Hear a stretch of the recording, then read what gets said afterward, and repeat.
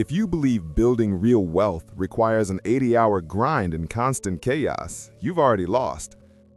The richest people don't work harder, they invest their time in one specific habit that only takes 5 hours a week.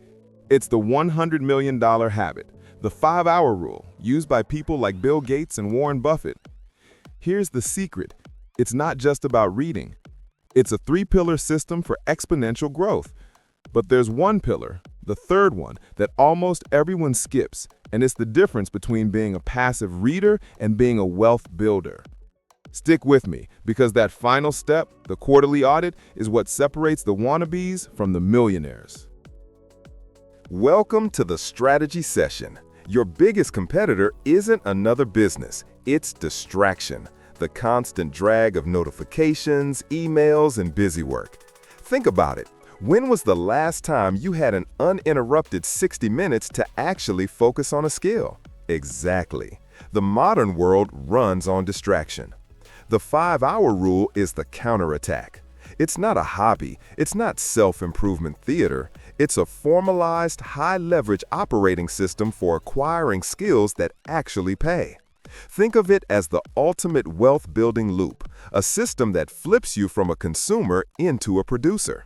Benjamin Franklin, the man who went from a runaway printer's apprentice to founding father, used this exact system. He carved out 1 deliberate hour every day for personal mastery. That's how he turned himself into a polymath. Master the pillars and your knowledge stops being a time cost and starts generating a serious return on intelligence. Let's start with Pillar 1, but first understand this. The time you dedicate consistently, even if it's just 5 hours a week, creates compounding effects that multiply faster than most people realize. The world rewards the consistent learner, not the sporadic reader. Pillar 1, read and reflect. This is the knowledge acquisition phase. When Warren Buffett and Charlie Munger started out, they were reading up to 1,000 pages a day. Think about that, 1,000 pages. But here's the key. They weren't just readers, they were knowledge synthesizers. Most people pick up a book, skim a few chapters, and feel smarter. Then they close the cover and never think about it again. That's entertainment, not wealth building. The wealthy treat knowledge like raw resources, like lumber, steel, or oil. They immediately ask, how does this principle apply directly to my highest paying skill right now? Here's your actionable system, the 10-1 note-taking ratio. For every 10 pages you consume, stop and write 1 page of synthesis. Your key takeaways plus 3 specific ways you'll implement that concept within 48 hours. Example, you read about negotiation tactics in Chris Voss's Never Split the Difference. Instead of just underlining a few lines, you stop and write. 1. Use calibrated questions in my next client call. 2. Rehearse mirroring technique in tomorrow's meeting. 3. Apply the no-oriented question in email follow-ups. Suddenly, the book isn't just interesting, it's a playbook. And here's the truth. 1 well-applied idea can be worth more than 50 books you never integrate. That's why reading without reflection is intellectual junk food. Now, let's expand this further. Imagine if every skill you read about could be immediately tested within 48 hours. The value of each page of reading skyrockets when applied. This habit alone separates the top 1% from the average learners. Pillar 2, experiment and test. This is where theory becomes capital. You can read every book on marketing, but until you launch that campaign, you know nothing of value. Thomas Edison is the perfect example. His genius wasn't in having one great idea, it was in running thousands of deliberate tests. He didn't see failures, he saw data. Each test wasn't a loss, it was 1 step closer to a working formula. Your job is the same. Take the knowledge from Pillar 1 and stress test it in the real world. Read about financial modeling, build a live spreadsheet, and see where it breaks. Learn a new sales script, test it with a real client segment, even if it's small. Study productivity hacks, run the system for 1 week and measure your actual output. Here's why this matters. The real world has feedback loops that books don't. You can read about swimming technique all day, but you don't know until you hit the water. And here's the advantage of the 5-hour rule. Because you're testing in small, deliberate chunks, your risk is minimal.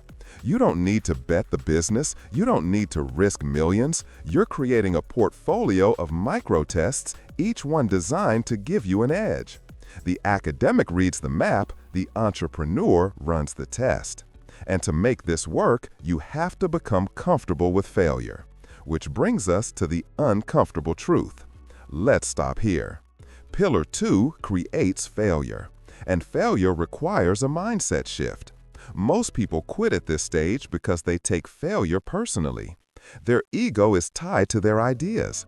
But if you're serious about building 100 million, you must think like a ruthless investment fund manager. Objective, cold, ego-free. Your ideas are not your identity. Your emotion is your liability. Every failure is not humiliation. It's pure data. This skill, detaching ego from outcome, is non-negotiable. It's what allows you to move to the final, most powerful pillar. Here it is, the secret step almost no one does. Pillar 3, feedback and review. This is where exponential growth happens because it demands total honesty. When your test fails, you don't blame the market. You ask, what specific assumption did I make that was wrong? This isn't just journaling. It's a system I call the 15-minute quarterly audit. Every 90 days, you pull your notes from Pillar 1 and your test results from Pillar 2, and you ask 3 questions. What was my biggest assumption this quarter that blew up? What skill or experiment delivered the highest financial ROI? Based on that, how will I restructure my next 90 days of focused hours? Example, maybe you assumed LinkedIn ads would outperform cold email. Your audit shows cold email closed 3 clients while LinkedIn lost money. That's data. So for the next quarter, you double down on cold email strategy. The goal isn't perfection, it's compounding improvement. Wealth doesn't come from one brilliant move, it comes from hundreds of micro corrections made faster than the competition. And this is the real secret. The wealthiest people aren't the biggest readers. They're the fastest integrators of this loop. Input, test, audit, repeat. That's your $100 million engine. So let's recap. The secret to massive wealth is not grinding harder, it's learning smarter, systematically and deliberately. You now have the 3 pillars of the 5-hour rule: input, experiment, and audit. Before you start your first deliberate hour, pause and make a commitment right now. Write down the one high-value skill you'll dedicate your first 5 hours to this week. That single choice is the spark that starts your $100 million habit. If you want to stay consistent and grow with a community that's just as serious as you, hit subscribe. This is only the beginning. And finally, drop a comment. What's the one specific high-value skill you'll dedicate your first 5 hours to this week? I'll be reading every response because the first step is deciding where you'll focus. Let's build wealth.